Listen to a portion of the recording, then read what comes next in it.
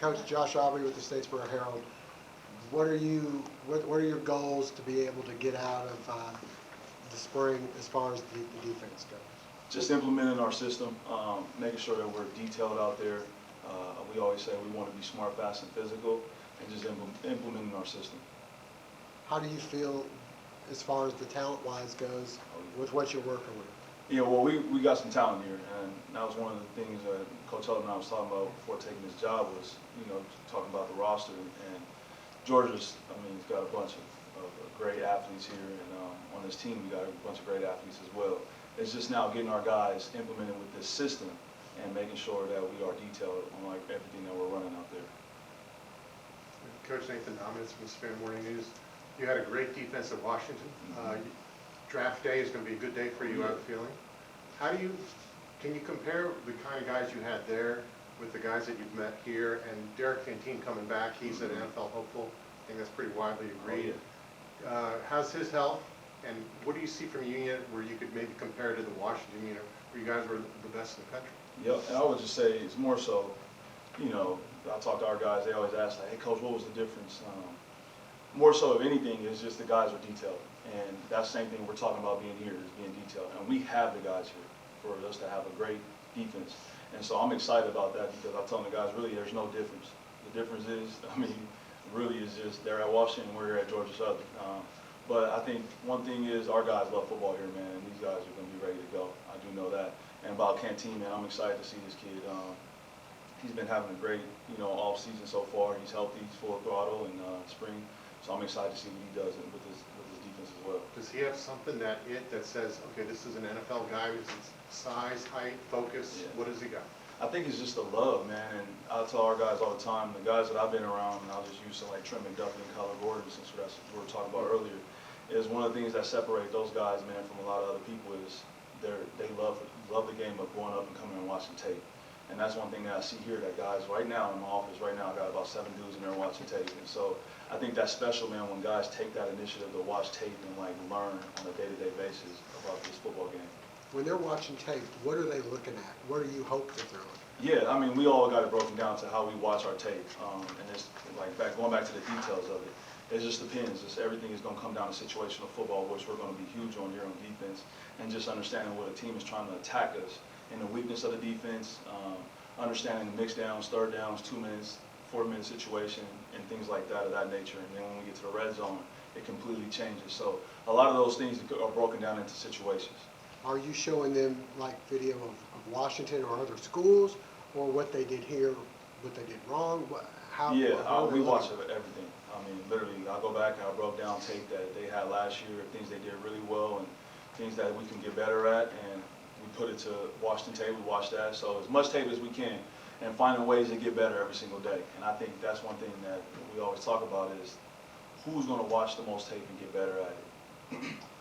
Andrew Goldstein with WSAV. It seems like a lot of the coverage breakdowns that happened last year, at least from an outsider's perspective, were on kind of deep passes, 30, 40 plus yards down the field. As you look at that tape, what do you think was the most common culprit in those situations, and what do you think is the biggest thing that can be done to address that? Yeah, I don't know exactly what they were as far as running defensively and telling those guys in the back end.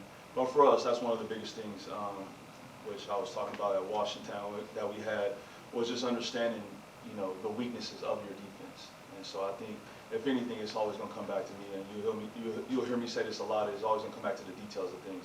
And so just understanding our defense and where the weaknesses are of it. Yeah, and then just to follow up on that real quick, one of the things that sort of inhibits an outsider's understanding of this is you don't know what was called, so there's no real way to know whose responsibility it was. I never really thought about that from a coach's perspective. Do you ask them, do you remember what the call is here? How does that impact your ability to understand that tape versus something where you're on staff and you know what the call was? Yeah, for me, that's done and over with. It's now implementing our system into it. And I always say this, communication breeds understanding. That's one thing that goes in everything in life.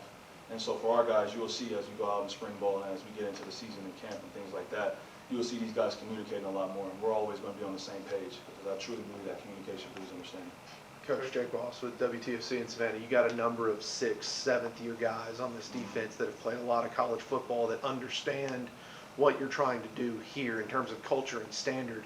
these first few days of practice, when everything is kind of live for the first time, what role do those guys play in just kind of setting that standard and that tone?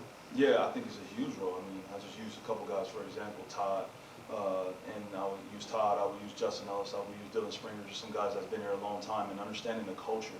And I always say this too is, those guys are the ones that keep this culture going. When we're not there and they're out having fun together or out in the locker room together and things like that, they're keeping that culture going. And I think it's always huge to understand a part of championships are won through these guys, through the leaders.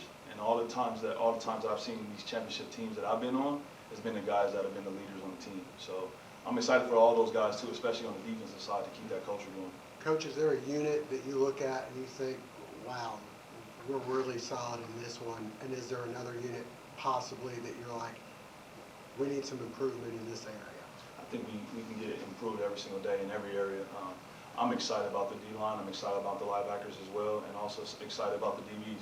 So, I mean, really, I just say this, I say we got really good guys in every area of the defense, but like you said, it's just about getting better every single day. I mean, there's going to be some ups and downs, and we just got to make sure that we hone in on the details. I heard Coach Ellis talking about it, man. It's about stopping things right away. Once penalties and things like that, the self-inflicted negatives, we got to stop that immediately, because once the season get going, we got to make sure that we're detailed. Have you seen a guy more enthusiastic than Dylan Springer? Is that possible? That guy is a leader, man, and I know Coach Helton talks about it all the time. He's special. He's got that charisma about him. I always say that, man, and I'm excited to see what he does as a leader. And you were on the West Coast, Washington, beautiful campus, big, great stadium, all the stuff over there backdrop. What brought you to Georgia Southern? What sold you on coming? This program, I mean, you just do the research. I mean, just think about all the guys, Coach Russell, man, the things that he started here, and then now Coach Helton. I just know from him from the Pac-12 and just hearing how he is as a coach and as a man, and that's somebody that I would love to work for. And so I just know Georgia, man, they love football. This is God's country for sure, man. As I went out on a road recruiting, I saw it. And so I always go back and look at it, man. It's just the growth behind it and just seeing that what we can do here as a football staff. Yeah, you mentioned some of the returners, and I know Clay was talking earlier about how important it was that those guys returned. Do you approach your job maybe a little bit differently because those guys are back, as opposed to having to deal with a completely new unit? I mean, are you further ahead now than where you might otherwise be had you not had them here? I think that is a good question, because it is always good to have those guys that have experience. That's one thing you can't coach is experience. I mean, guys that have a bunch of starts under their belt. So yes, it helps us, and then not only that is the culture part behind it, of just the guys understanding, like, hey, I can look up to this guy, this is how it's done, like Dylan, Justin Ellis, and Todd, guys like that of that nature. So it does help in a major way. Yeah, I know Coach Helton was talking about the chance to kind of have some frank meetings and conversations with some of the guys who are looking at returning about what their goals were, and I assume you had some of those conversations as well. What are those first meet and greets like? Yeah, it's just us getting to know one another. And I always say this, man, it always comes back to the connection piece. And so what I did was I just made sure that our staff got to know our guys. I know Coach Witt has been here with these guys already, but it's just getting to know them, going out, having dinner, understanding, their background and where they come from, their family, their girlfriends, and things of that nature. But I think it always came back to the connection piece, and then now we get some special stuff happening there. Did you know Coach Whitley at all, and how have you guys kind of merged your philosophies? Yeah, no, I didn't know Coach Witt at all, but once I got on the phone, I knew right away. I was like, yeah, this thing is going to work out perfectly. But I just, once again, talking about Coach Witt, man, is coming in, just having the knowledge that he has, being a head coach in the state, and then, me just coming up under him and just like, hey, what are some things that we do need to work on? So just like you guys said, of having those leaders in that room, it's also good to have a leader on the staff as well, and Coach Whitley, and ask him all those questions too. Spring game's April 23rd. What would you consider a successful spring practice on April 24th when you look back at the past month? More importantly is us turnovers and making sure we eliminate the self-inflicted negatives. And so just being detailed, and then I would say more so importantly we talk about in our room is creating turnovers. I believe a great defense creates turnovers, so we got a thing we call it, we say 30 for 30. All right, we want 30 sacks and we want 30 turnovers. And then I think we can create a movie, as you guys know, 30 for 30.